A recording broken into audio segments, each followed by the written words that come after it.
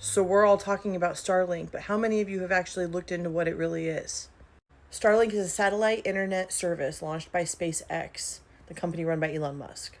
Imagine over 6,000 small satellites orbiting the Earth, creating a massive network that provides high-speed internet access no matter where you are. But do you know what Starshield is?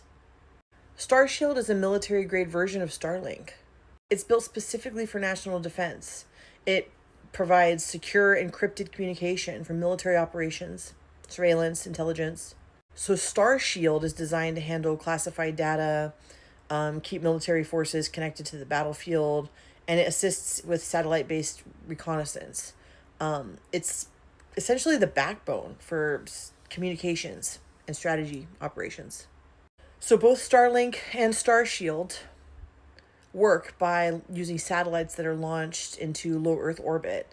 And the satellites send and receive signals to ground stations, which connect users to the internet or military to their network.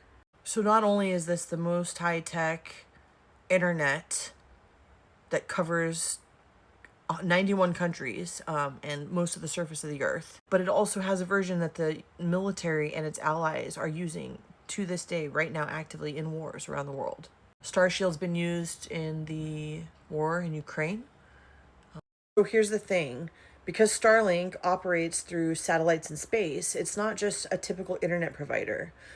It's an international network, and it's accessible from nearly anywhere on Earth. We've already seen foreign nations attempt to interfere in elections with cyber attacks, disinformation, and hacking. And since Starlink relies on satellites, it bypasses traditional terrestrial communication networks like fiber optic cables and cell towers. So that's where we usually monitor things. So that means that a hacker could potentially intercept or spoof satellite signals, especially if the hacker was someone who designed the system. So if you imagine a situation where someone with malice wanted to interfere, the fact that it's global and it has no physical borders could make it really hard to trace and block activities like that.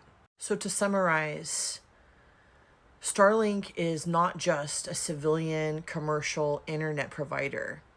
It is a very high-tech series of what they call a constellation of satellites circling our planet that is also used in military-grade operations for communications. It has absolutely no physical borders. So the only one person that can really control everything about it is Elon Musk. And because it has no physical borders and no physical place to guard, it is far more likely to be tampered with than something that's land-based.